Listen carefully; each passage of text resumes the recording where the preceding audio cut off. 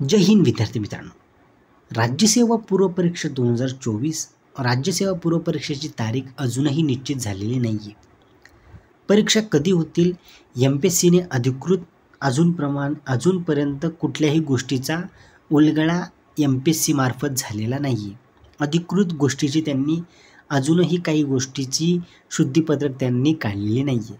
संयुक्त कंबाईंड पूर्व परीक्षा ही कधी होईल याबद्दलही अजून MPSCने कुठल्याही प्रकारचा उल्लेख केलेला नाही आहे.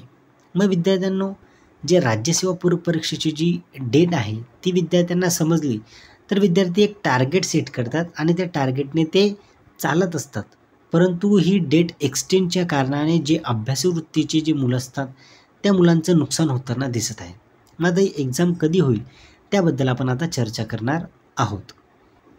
हे पहा विद्यार्थ्यांनो, जे राज्यसेवा संयुक्त पूर्व परीक्षेची तारीख ठरेना अशा हेडलाईनचं जे न्यूज प्रिंट मीडियाने दखल घेतली आहे त्यांनी सांगितलं की तारखा बदलांमुळे आयोगाचे आता तोंडावर बोट. कारण आयोग आता शांत आहे.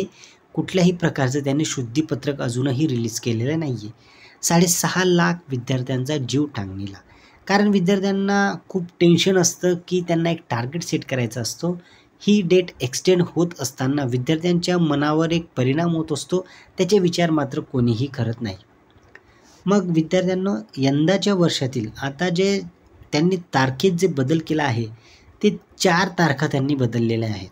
जेव्हा राज्यसेवा पूर्व परीक्षेचे 2 ते 2.5 लाख विद्यार्थी बसलेले आहेत. नियोजित वेळापत्रकानुसार ही परीक्षा प्रथम 28 एप्रिल रोजी होणार होती, पण ती मराठा आरक्षणानंतर विद्यार्थ्यांना EWS ऐवजी SEBC किंवा कुणबीचा पर्याय देण्यासाठी परीक्षा पुढे ढकलण्यात आली. त्यानंतर ती 6 जुलै, 31 जुलै आणि 25 ऑगस्ट यावेळी होणारी नियोजित परीक्षा देखील पुढे ढकलावी लागली. आयोगाने 25 ऑगस्टची परीक्षा पुढे ढकलताना लवकरच ती तारीख कळवू असे पत्रातून स्पष्ट केले होते. मात्र 10 दिवस होऊनही आयोगाने कोणतीही नवीन तारीख दिलेली नाही. त्यामुळे परीक्षा निवडणूक असल्याकारणाने दिवाळीनंतर होईल का असं बोललं जात आहे.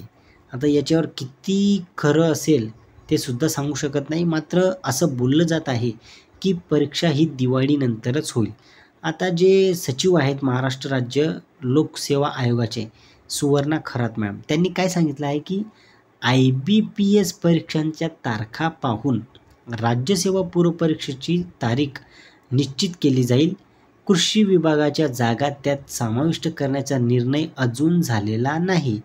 तसेच संयुक्त पूर्व परीक्षेसाठी शासनाकडून सर्व विभागाकडील रिक्त पदांची मागणीपत्रे मागविण्यात आली आहे.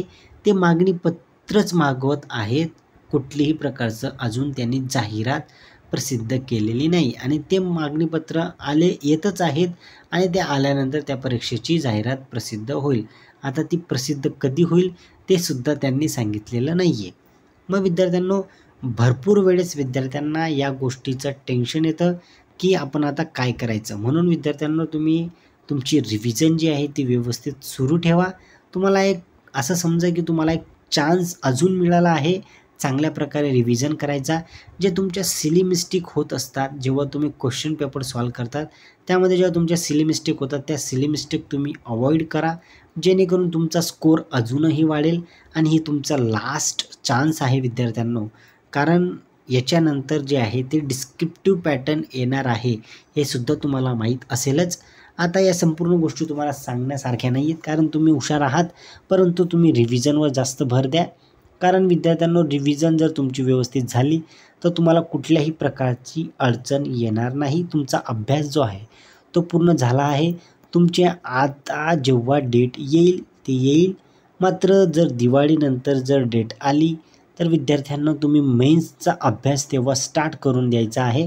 कारण मेन्सचा अभ्यास तुम्ही स्टार्ट केला म्हणजे तुमची त्यावेळेस रिव्हिजनसुद्धा चांगली होऊन जाईल. आणि डेट येण्याच्या अगोदर म्हणजे डेट जर दिवाळीनंतर आली त्याच्या अगोदर 1 महिन्या अगोदर जर तुम्ही रिव्हिजन केली पूर्वची तर तुमचा अभ्यास हा चांगलाच प्रमाणे तुम्ही सिलेक्शन पोस्ट घेण्याच्या एक पाऊल फक्त तुम्ही मागे असाल असं मला वाटतं. त्या अनुषंगाने तुम्ही तुमची तयारी सुरू ठेवा. आता त्यांच्याकडून एक त्यांच्याकडून जे विद्यार्थी, भरपूर विद्यार्थी असतात, जे विद्यार्थी संयुक्त पूर्व परीक्षा कंबाईन म्हणजे कंबाईनची परीक्षा जी असते त्या परीक्षेचे त्यांना वेट असतो. त्यासाठीही त्यांनी अजून वेट करायचंच आहे. किती वेट करायचं ते सुद्धा ते MPSC सांगत नाही आहे. आयोगाने मात्र कुठल्याही गोष्टीचा अजून उलगडा केलेला नाही आहे आणि आयोग लवकरात लवकर या गोष्टीचा त्यांनी दखल घेऊन त्यांनी विद्यार्थ्यांच्या ज्या अडचणी असतात त्या समजून त्यांनी लवकरात लवकर जाहिरातसुद्धा त्यांनी जी आहे ती प्रसिद्ध करायची आहे. कारण जेणेकरून विद्यार्थी जे आहेत ते विद्यार्थी अभ्यासाला लागून त्यांना एक व्यवस्थित एक चैतन्यमय त्यांना एक वातावरण मिळतं आणि त्यांना त्यांच्या पद्धतीने ते अभ्यास करत असतात. म्हणून विद्यार्थ्यांच्या मनाचा विचारसुद्धा आयोगाने करायचा आहे. तुमची रजा घेतो विद्यार्थ्यांनो. धन्यवाद.